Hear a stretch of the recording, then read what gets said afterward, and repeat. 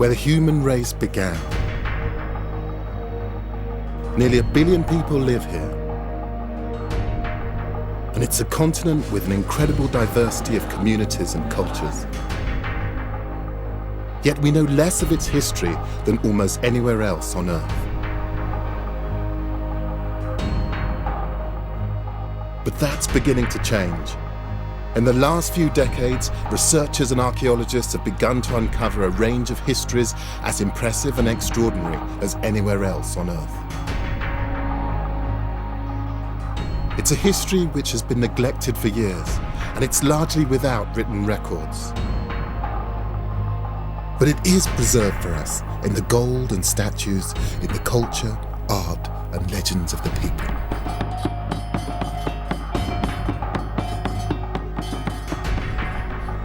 My name is Gus Casely-Hayford. Over many years, I've studied the history and culture of Africa.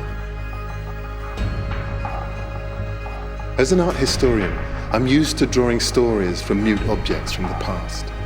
I'm going to discover the history and find out what really happened to the lost kingdoms of Africa.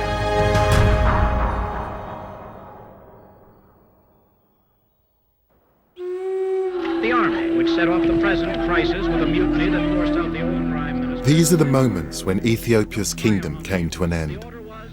In February 1974, the Ethiopian military rose up in revolt. By September, they deposed the Emperor Haile Selassie. It was a coup that brought to an end one of the world's oldest continuous kingdoms. Gave it its first written constitution. Realizing that times must change, he has decreed constitutional reforms be made, apparently with a view toward making Ethiopia a constitution. Haile Selassie was the last emperor of a dynasty that claimed it could trace its roots back thousands of years. And orderly. The country is now a democratic republic, but Ethiopians haven't forgotten their kingdom's proud past. In the capital Addis Ababa, this statue of Emperor Menelik II celebrates Ethiopia's long tradition of independence.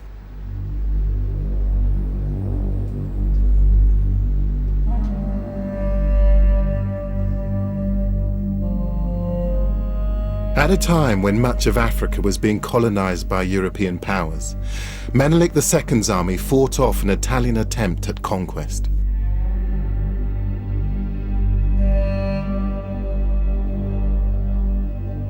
Ever since that famous victory, Ethiopia has been a beacon of self-determination for black people around the world. But I'm here to get back beyond that to the ancient history. I've got here the Kebra Nagast, the glory of kings, the story that tells you of all of those kings, those ancient empires. And I want to get behind that and find out exactly what made this country. The book I'm carrying is a modern translation of the most important text in Ethiopian history. The Kebra Nagast was written in the 13th century. It sets out the lineage of Ethiopia's emperors. It makes some grand claims. It says the dynasty began in 950 BC, and that the first emperor, Menelik I, was the son of illustrious parents, Solomon, king of Israel, and Queen Makeda, better known as the legendary Queen of Sheba. The link to the Old Testament gave a legitimacy to the Ethiopian Empire. But is there any truth in it? Is there really a connection between Solomon and Sheba and the Ethiopians? That's what I want to find out. No.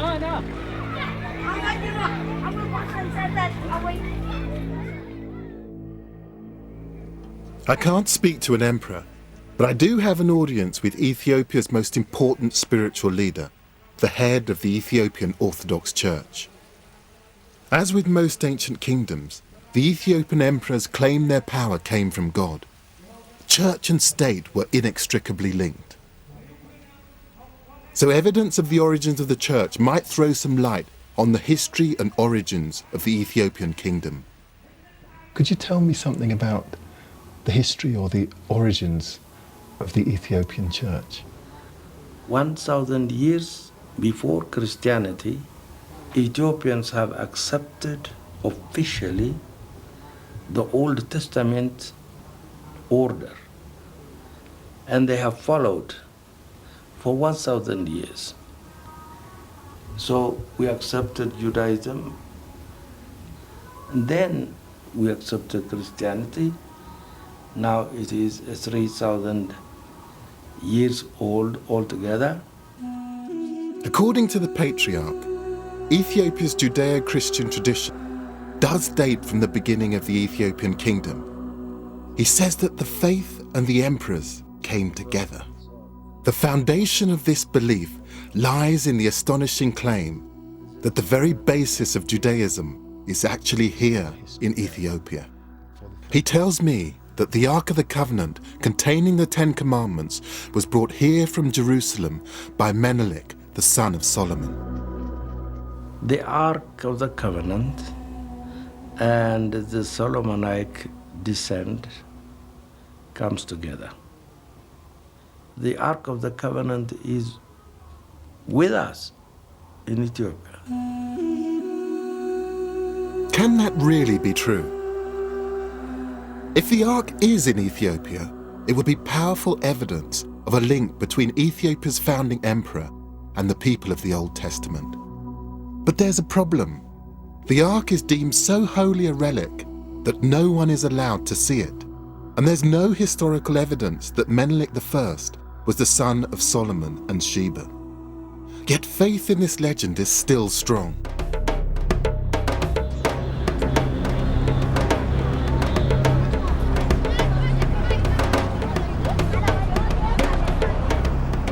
I want to find out why it endures and discover whether it's true. I'm going to look for continuities that might appear over centuries in religious traditions, in language, and in Ethiopia's old buildings. I want to see if I can connect them to Solomon and to Sheba. My journey would take me from Addis to some of the most important historical sites in Ethiopia, going further and further into the past to see if I can reach the time of the Old Testament.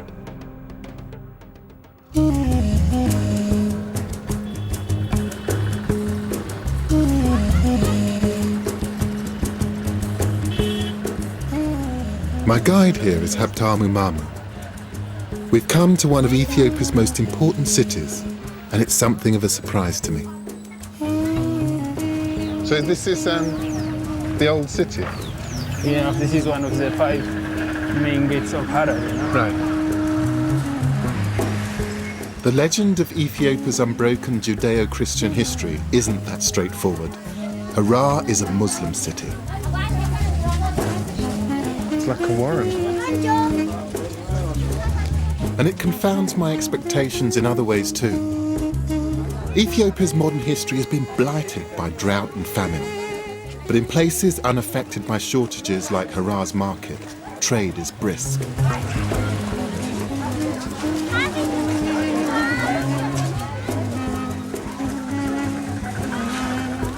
Historically, the Ethiopian highlands are one of nature's storehouses. More crop species are found here than in any other part of the continent. Frankincense used in churches and temples for centuries grows wild here. Oh, that's gorgeous. What do I do with this incense? And it smells beautiful as it is, but how do I make it even more powerful? When we make coffee, Yes. you just fire, and then you put on the fire, and it smells good for the coffee ceremony. Thank you very much. Thank you. What should I be saying to her? I'm a seconado. I'm a seconado. And I apologize for being so English about it. For at least 2,000 years, Ethiopians have traded frankincense north to the eastern Mediterranean, along with a lively trade in other goods. Coffee was first cultivated here in the 9th century, but it isn't the most popular item for sale. This is chat. It's the stuff that they eat. And what is it good for you? What does it do? The chat. It's very good that it makes you awake. It's just the stimulant. It makes you strong. It stimulates you more. It's to make me Stimulate. really. As well as its secular uses, chat is used here by Muslim mystics to help them on their spiritual journey. But perhaps it's not a surprise that there should be such a strong Muslim population here.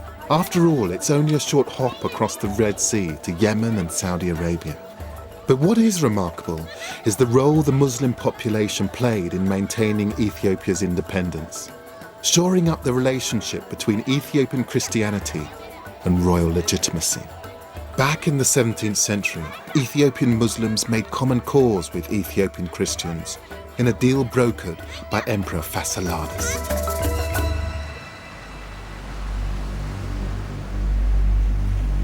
I'm heading to his capital to find out more about him and the Ethiopian kingdom he ruled over. I'm travelling to Gondar across Lake Tana on the ancient trade route which avoids the mountains.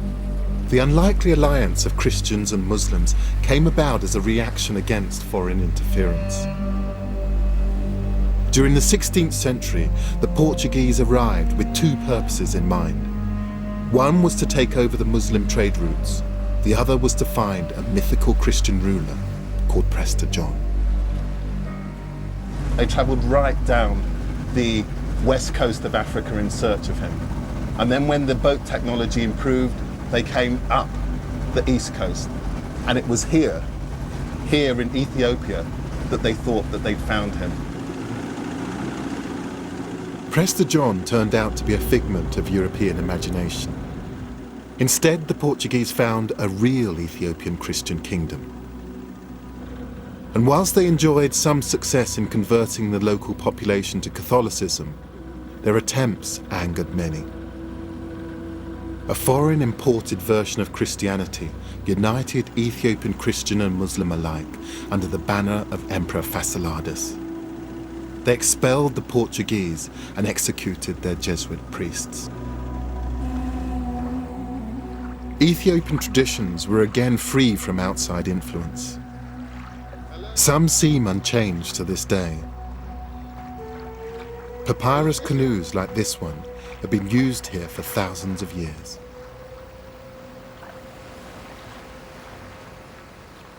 Could you ask him if he's caught anything today?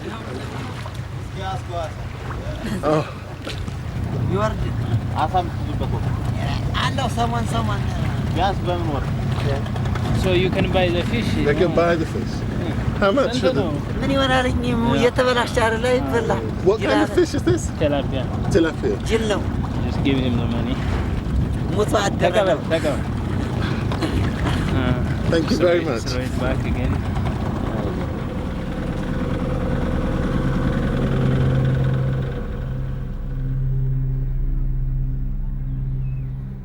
To the north of Lake Tana lies Gondar, Ethiopia's 17th century capital. It's dominated by an impressive castle.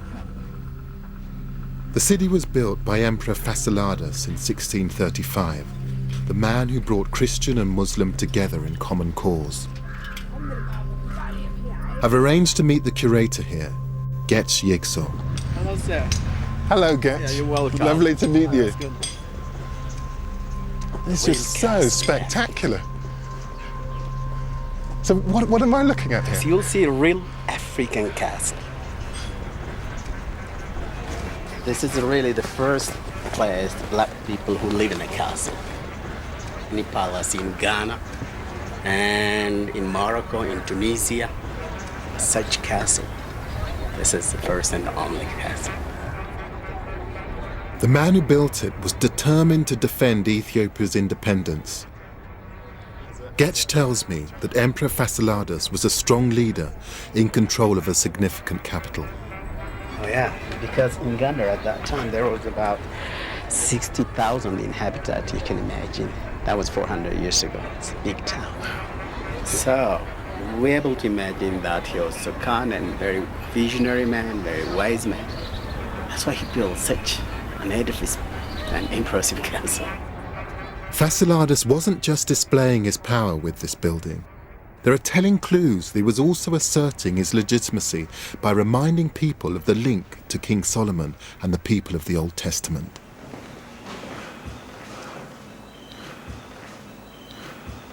Up here I can see that there's a Star of David. Right. That is the Star of David because the previous Ethiopia kingdoms believed that their families comes from the Solomonic descendant. Yes. They're from the same family. Fasilides was one of them.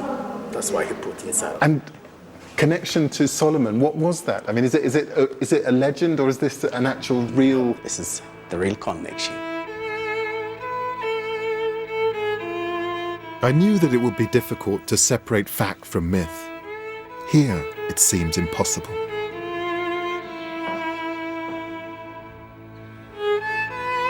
Of course, the Star of David is only one hint that the emperors claimed to be descended from Solomon. I'm wondering whether there is anything else in this castle that points back to the world of the Old Testament. For me, the best way of getting a real sense of the building is to sit down, just spend a few quiet minutes, just sketching. I suspect that Fasilides may have been more influenced by outsiders than he would have cared to admit. The battlements look Portuguese to me, and the domes look east towards perhaps India. But I can also see what looks like a curious technique in the way the long wooden beams have been used in the stone building. I'm particularly interested in how the architect has used this beam to support the masonry, and it's a wooden beam. It's quite unusual for it to be that long. The beam's unnecessarily long for its function. My hunch is the design may be a throwback to an earlier time. It's almost like an architectural quote. To see it here in this site where they've absorbed influences from all over the neighbouring regions is absolutely fascinating. Details like the beam suggest that while there were some outside influences on the kingdom, local heritage and traditions were fundamental. And the execution of the Portuguese Jesuits shows the emperor's determination to defend the distinctive role of the Ethiopian Church. Just as in Western Europe, many of the oldest buildings still standing in Ethiopia are churches. And I feel sure these buildings can tell me about the relationship between the emperors, their faith, and their history. This church was built by Emperor Yasu, a close successor to Fasilides in the 17th century.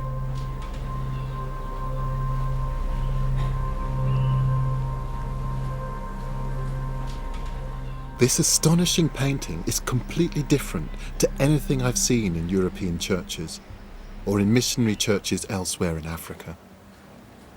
I spend so much of my time trying to rationalize and explain beautiful things, but very occasionally I'm just completely knocked sideways by something, and coming in here to this particular church and seeing a lot of the Christian tradition that I was brought up with depicted in a completely new way with a level of intensity that I've never seen before.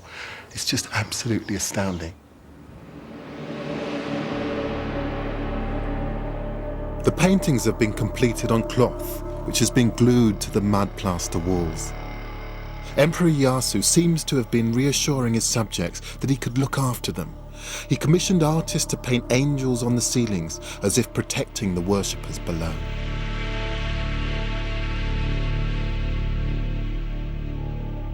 It's a stunning example of the individuality that the emperors were so determined to preserve.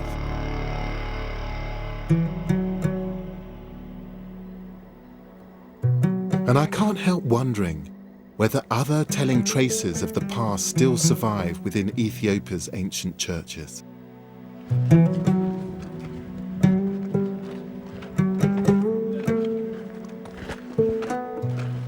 It's Sunday morning, and I'm going to a service at a church far into the highlands of East Gondar.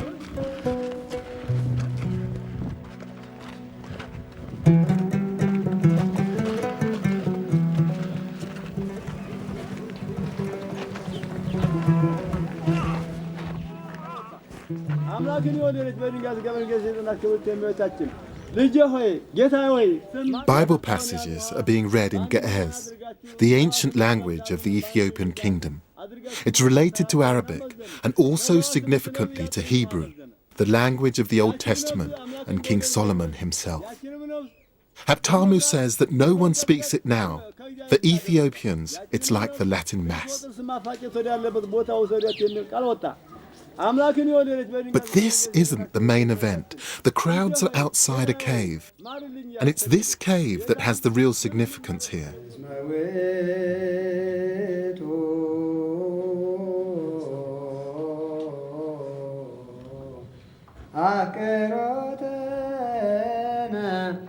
This place contains beehives, which are regarded as holy by the congregation.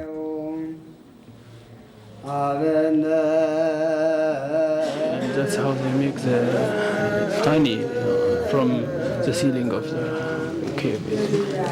Amazing. And that's why it's considered that it is a holy honey, because they are in the church. They died in the church. And nobody brought them by themselves. Oh, they came by themselves. And the honey which is taken from this is given to the people that considered as a holy honey. I see.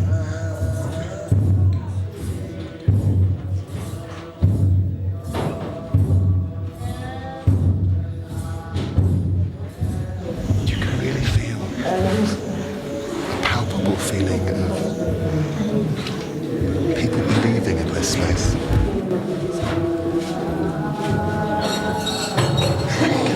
That it's not just communing with God, it's making contact with a very profound past.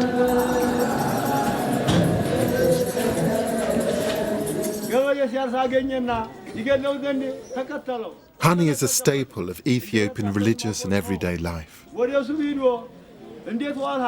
From the honey, the Ethiopians make a kind of mead, which is called tej. It is both the national drink and the communion wine. This honey is believed to have healing powers, a cure for everything from minor ailments to major ones, like leprosy. Honey has long had a special place in other cultures in Africa and the Middle East. What's unique to Ethiopia is its connection to one of the kingdom's greatest rulers. It's said that a swarm of bees prophesied his future greatness when he was a baby, and that he was named after the bees' humming sound. His name was Lalibela.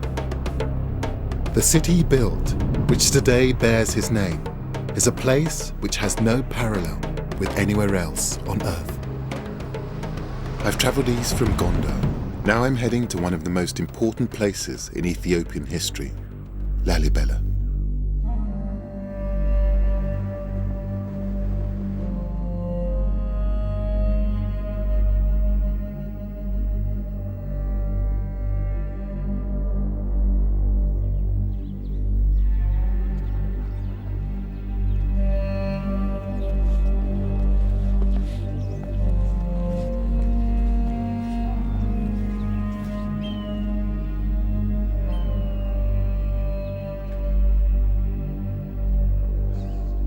Not much that could prepare you for that.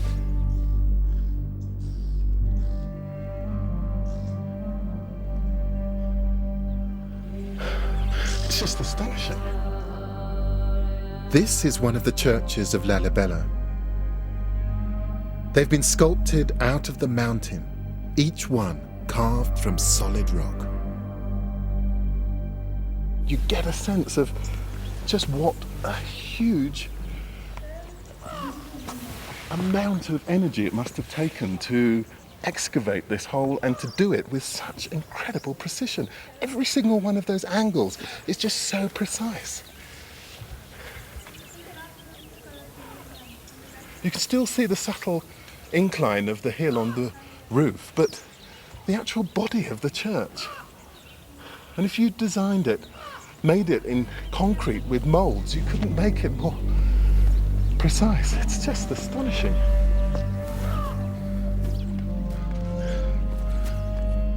The man responsible for commanding the building of 11 of these incredible structures was Emperor Lalibela. But according to the Kebra Nagast, which was written more than a century after these churches were built, Lalibela was an interloper, a member of a rival dynasty which could not claim Solomonic descent.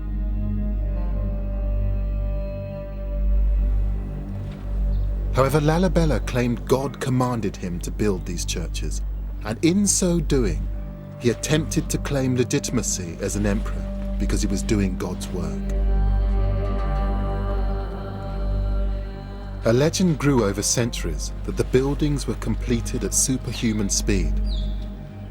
But recent research by a team of French archaeologists, led by François-Xavier Fauvel, suggests otherwise. The usual story on Lalibela says that the whole churches were built at the same time during a very short period of time, whether it was 3 nights and 3 days or 24 years. Yes. But basically this is the same story. And now we are starting to expand the sequence, and which covers now a number of centuries. Yes. We have occupations here, human occupation, centuries before the 13th century, and the architectural program of Lalibela develops on 2 or 3 centuries, from the 12th to the 15th century at least. We can go inside here. There's still a great deal that historians don't know about Lalibela. It's unlike any other archaeological site, in that it's almost a case of archaeology in reverse. So in that way, it is not an archaeological site, and it is, and you have to wash your mind about all this kind of previous way of thinking about architecture and archaeology. Instead of having successive deposits, you have just successive removals of stone, and instead of having this deposit accumulating and giving you information about the successive occupiers of the place, you have people who, the more they removed, the more they erased traces of people that were here before. The French investigations are expected to go on for at least 4 years. Emperor Lalibela left an intriguing legacy, one which underlines the uniqueness of his kingdom. It's down here outside, when you don't actually just have the light radiating straight down onto it, that you can begin to see just the intensity of the colour of the rock. And it almost glows. It just blows you away because it's completely unlike anything I've seen before. And that isn't just in terms of the design, but it's just thinking about, what does it take to do something like this?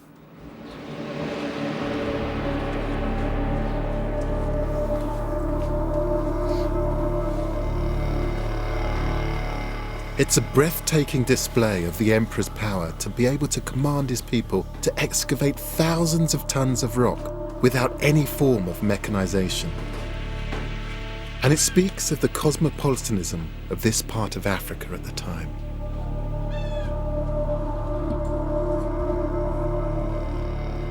They brought images, influences from all over Christendom and beyond.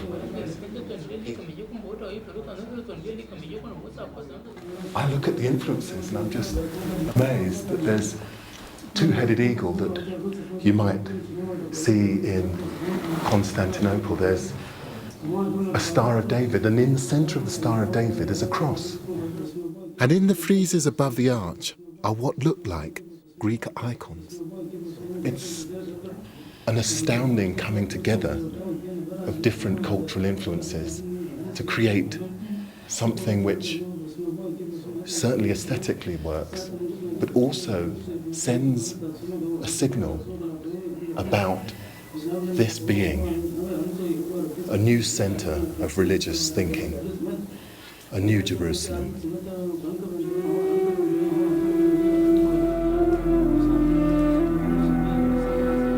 This is a scale and quality of architecture on a par with many of the achievements of medieval Europe. And it's fascinating to see this cosmopolitan approach in a place which many medieval Europeans considered the extreme fringe of Christendom.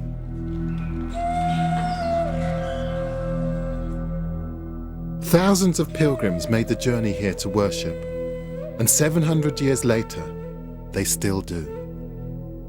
People come here to the 11 churches of Lalibela from all over Ethiopia and beyond.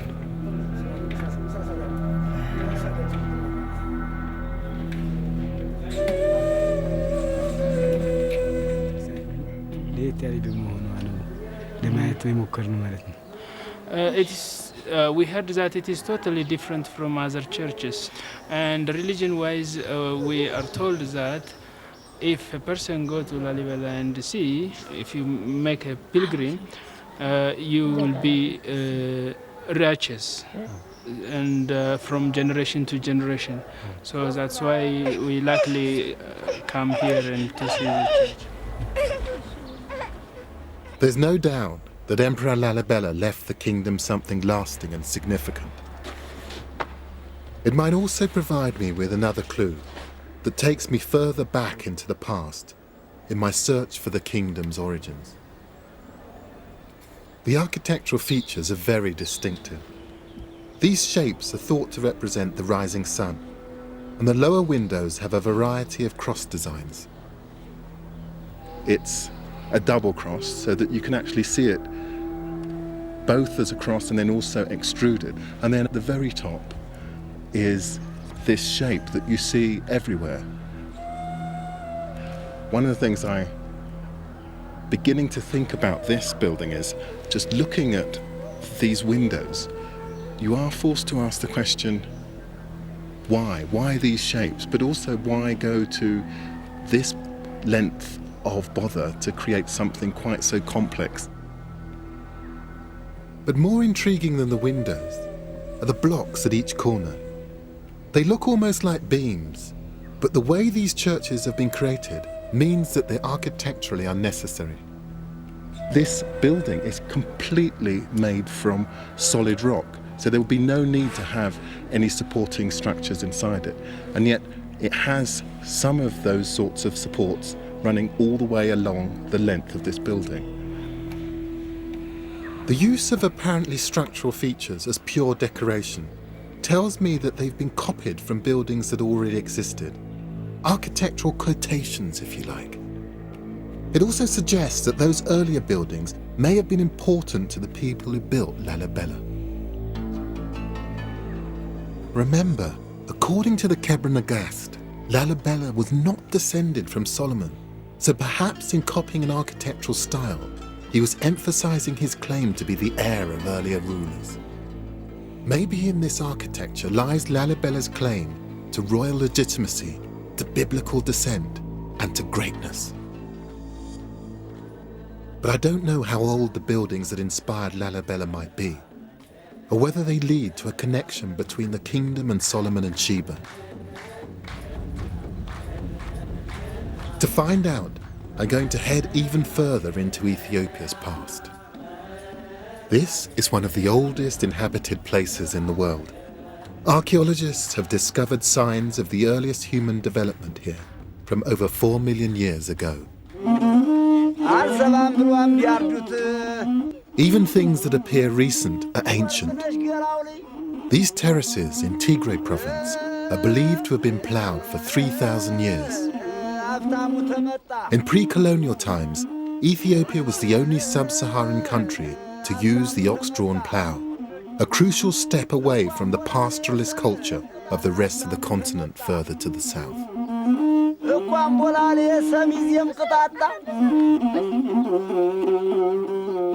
The terraces rise from the bottom of the valleys to the mountain peaks, and they all have to be ploughed in time for the rains in a few weeks' time.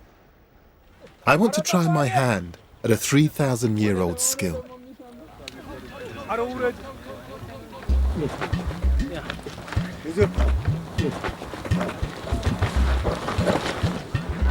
a natural. How do you get out of a job here? Hit, Velo. I nearly had my eye out there.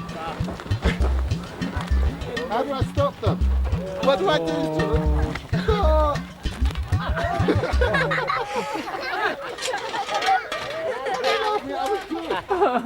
There is a serious point to all of this, and it's that this method of agriculture was unique to these highlands, and it doesn't appear to have spread quickly to surrounding areas. It underlines the isolation, separateness of life here. It's hard work.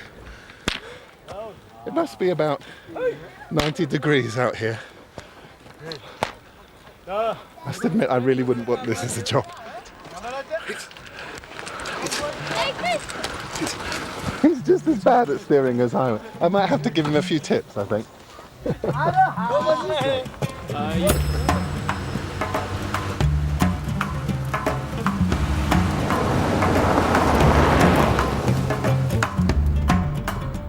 We're 10,000 feet above sea level here, and visitors to towns like this are unusual.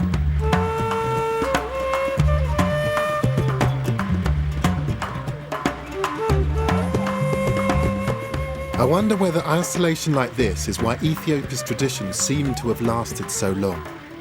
They could develop independently and free from outside interference.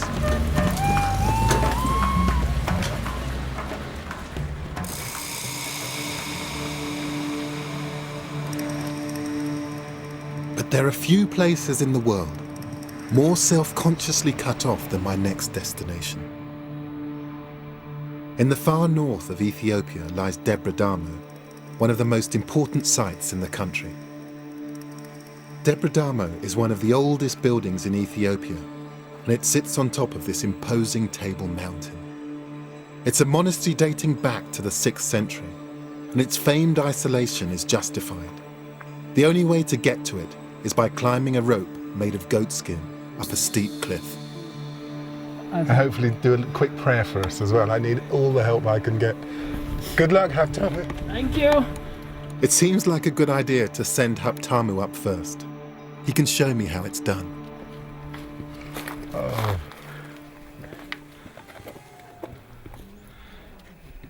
Oh, no, he's fine. Well done, Haftamu. Okay, let's get this safety on. If this has worked for thousands of years, I mean, who am I to doubt it? I mean, even if my stomach is absolutely full of butterflies and doesn't seem completely convinced, I'm the sort of person who gets vertigo if I stand up too quickly, but I really want to see Debre Damo, so I think all of this is really worth it.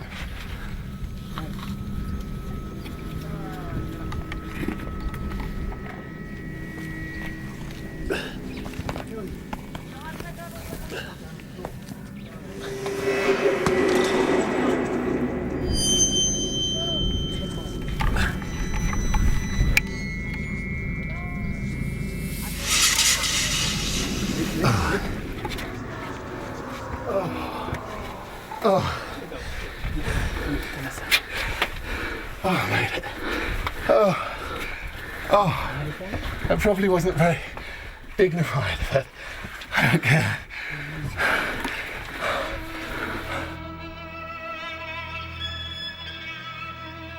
Just look at those views.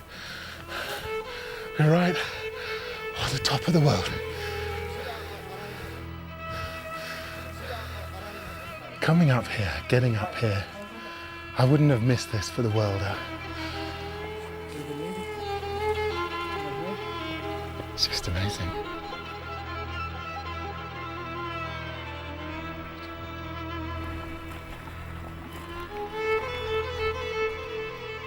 When the monastery was first established, it's believed that up to 1,000 monks lived up here.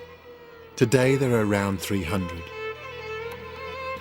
It's said to be one of the oldest permanently occupied Christian communities in the world, and it's at least 500 years older than Lalibela.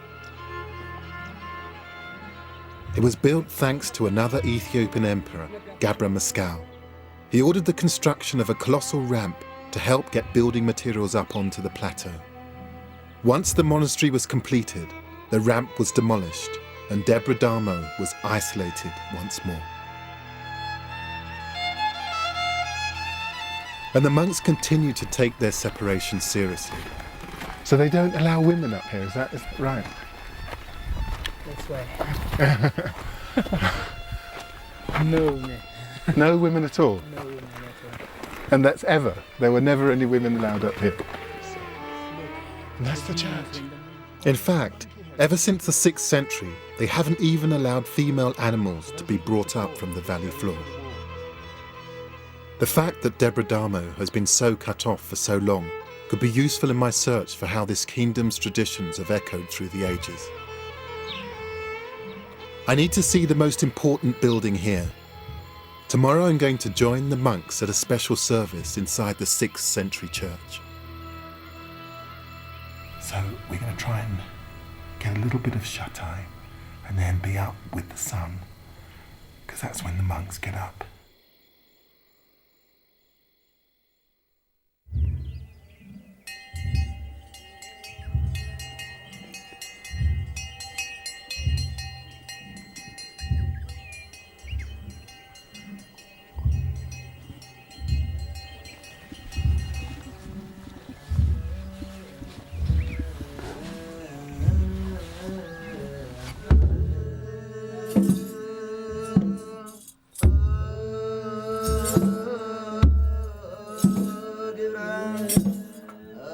Like every religious ceremony I've seen in Ethiopia, their unique approach to Christianity is evident. But it isn't just the service that's catching my eye, it's the building it's being held in. The most amazing thing is to see some of the features that I saw earlier in my trip, but used structurally. You begin to get a sense of that history that was being evoked by the architects of Lalibela and Gonda. But here, it's actually holding up this structure. This was what they were echoing. Here are the square-ended beams I saw on the corners of the windows at Lalibela's rock churches. The rising sun window designs here too. And I last saw these distinctive long wooden beams in the castle at Gonda, where the architecture struck me as being from an older local tradition. And here it is in a 6th century church, made from small uneven stones. It's only these kind of beams that can hold up walls like these. And another feature literally stands out. Different shaped beams which extend beyond the walls. These are called monkey heads. I just tried to spend a few minutes just thinking about how this monkey head technology was actually put together. And what I think is that these heads represent the end of a sort of dumbbell-like piece of wood that sat across a beam. And basically, because the ends were wider than the body of these structures, it actually meant that the pressure from above helped to keep the building taut. This actually meant that you could actually build more than one story on these buildings.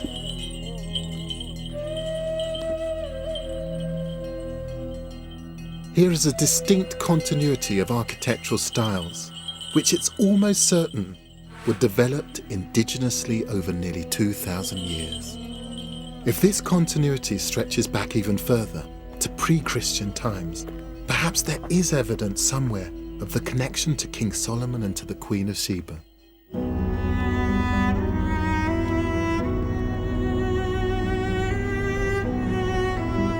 Debre Damo deliberately cut itself off from the world. My next destination was once the busiest and most important city in Africa, Aksum.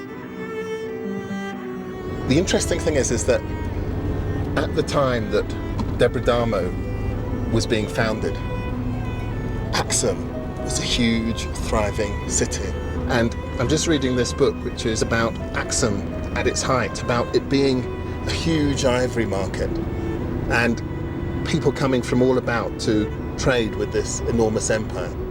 The book is The Periplus of the Erythraean Sea, a 1st century travel guide which describes Aksum as a thriving, bustling city. In fact, other documents of the time ranked Aksum alongside Rome, Persia and China as one of the 4 great world powers. Given its significance, I think it's remarkable we know so little about its history.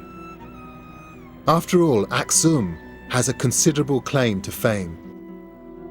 This, according to Ethiopians and their Orthodox Church, is where the son of the Queen of Sheba and King Solomon actually brought the Ark of the Covenant 3,000 years ago. Ethiopian Christians believe that beyond these walls is one of the foundations of the Judeo-Christian tradition, the Ark containing the Ten Commandments. Until 1974, that Ark was the cornerstone of the legitimacy of the kingdom itself. The existence of the Ark here would go a long way to prove that the Ethiopian dynasty of emperors was founded by King Solomon and the Queen of Sheba. It would confirm the legends that have lasted for centuries. But the Ark is deemed so holy that no one is allowed anywhere near it.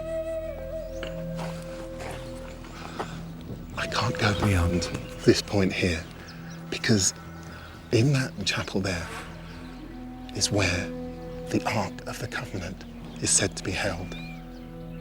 Security is tight, and it must be kept that way to maintain the faith in the foundations of the Ethiopian Orthodox Church, and by extension the legitimacy of centuries of kings. If the Ark is not inside this building, then the foundations of the church and the Ethiopian royal line would be destroyed. But the Ark is not the only potential evidence of this kingdom's ancient heritage. My search for Ethiopia's past continues right next to the Ark's purpose-built resting place. And now that building may be very new, but come and have a look over here.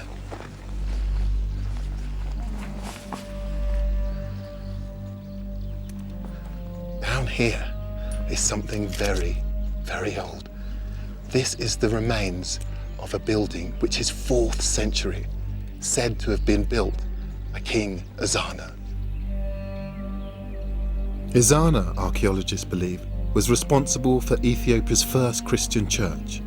He was the first Ethiopian emperor to convert to Christianity.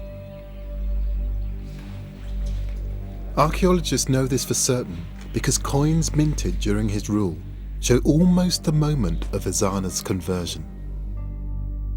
One coin has a Christian cross in its design, but another, earlier coin, shows the pre-Christian religious symbol of the crescent moon and the sun. This is hugely significant. It means that there was a continuity of ruler before and after Ethiopia became a Christian country. The Judeo-Christian tradition here does seem to be unbroken. The coins confirm another fact. By the 4th century, this was a significant, well-established kingdom. This was the only place in sub-Saharan Africa at that time known to have issued currency.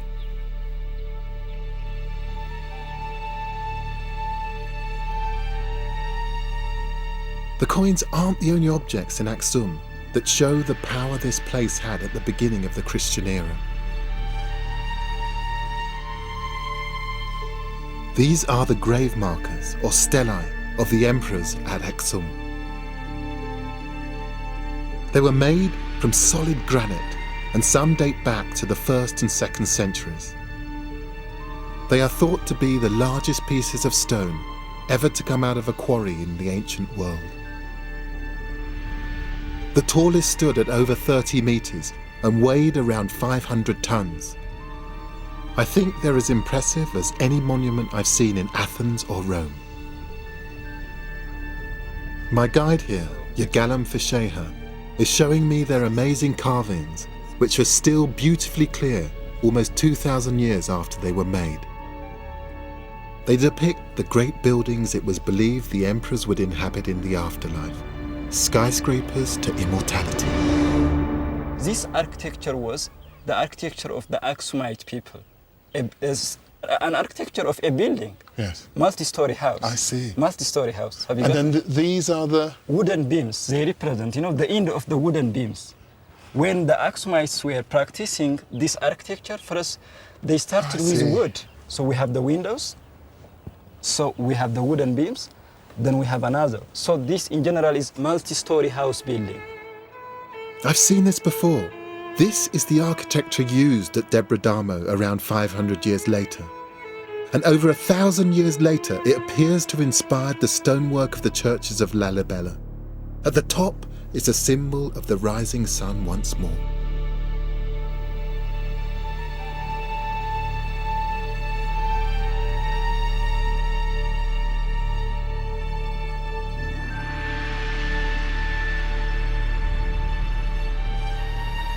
I've had just a very quiet epiphany moment when this journey has begun to really make sense. I mean, this stela, this single piece of rock, holds many of the elements that I've seen on my journey up until now, but here configured in a way that gives them a kind of sense, gives them a continuous historical narrative, which I suppose is the history of Ethiopia.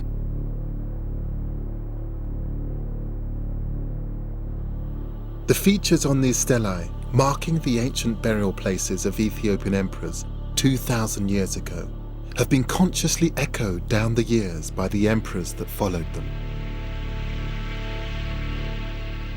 What I'm seeing at Aksum are continuous traditions taking the story of the Ethiopian kingdom back to the beginning of Christianity.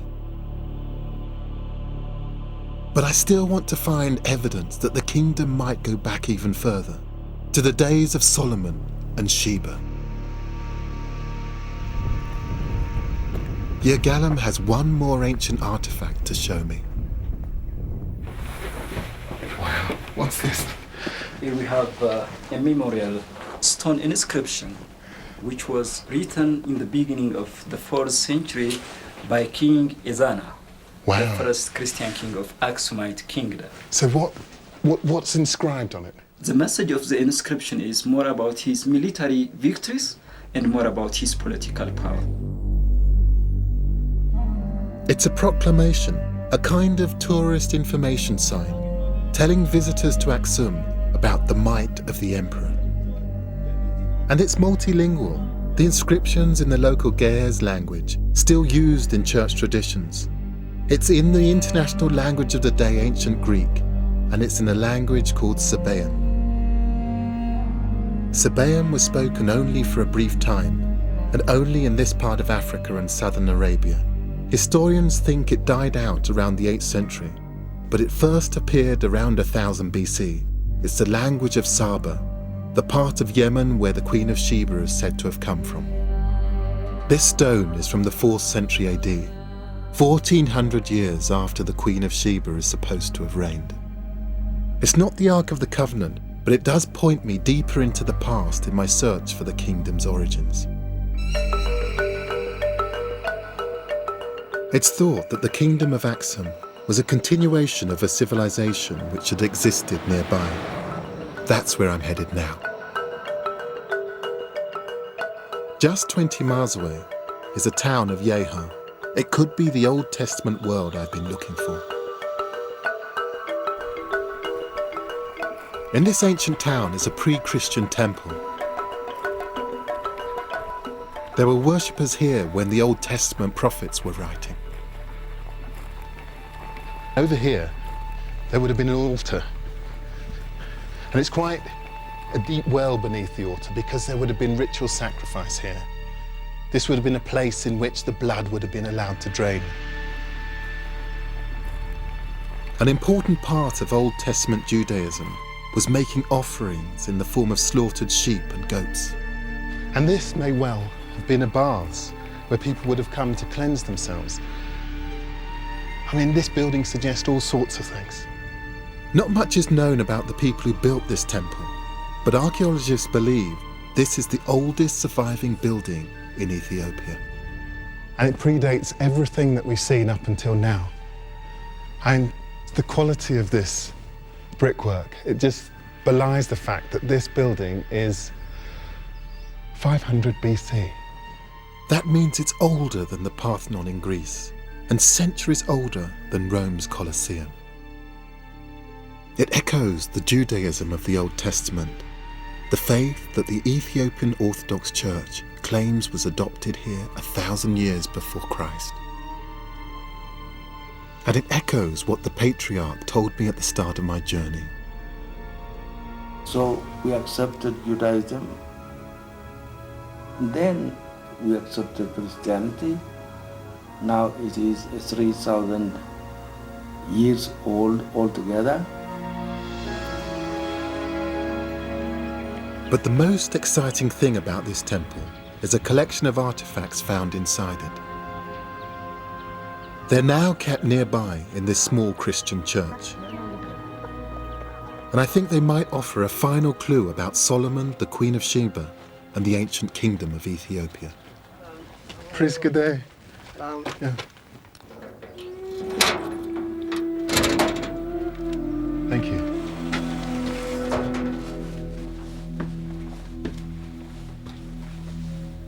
I didn't know it would be like this. There are crosses and scriptures spanning many years of Christianity. Thank you. And there's an incense burner which doesn't belong in any church. It's been carved with the pre-Christian symbol of the crescent moon and the sun. Archaeologists think it dates from the 5th century BC. And from the same era as the burner are these stones, inscribed in the language of the Queen of Sheba, Sabaean. These are almost certainly objects from the time of the Old Testament, and they show an ancient link between Ethiopia and Saba, the home of the Queen of Sheba. This takes us back to, well, to the very beginning. I mean, a lot of people talk about the Queen of Sheba, and here you're showing me a stone inscription which may well mean that all of that is true. It's pre-Christian evidence of the Queen of Sheba's language in the heart of ancient Ethiopia.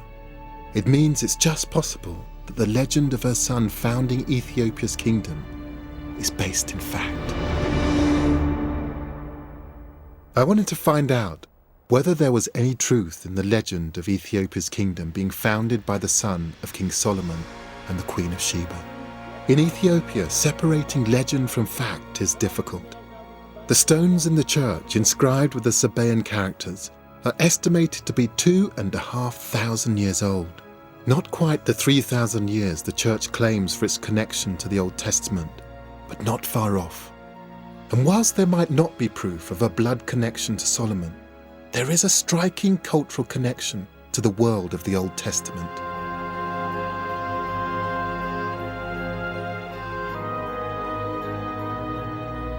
It's also striking that faith in this legend has lasted for centuries, closely tied to the unique traditions of the Ethiopian church.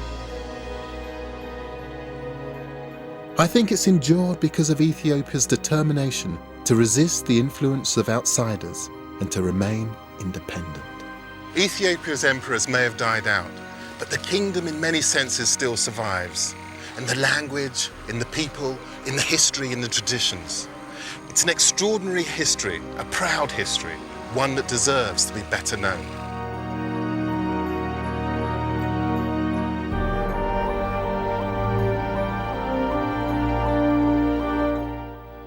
The Lost Kingdoms of Africa continues next Tuesday at 9. And later this week, Professor Jim Al-Khalili goes back to the very beginnings of life and explains how chaos theory accounts for our very existence. The Secret Life of Chaos is here on BBC4 on Thursday at 9.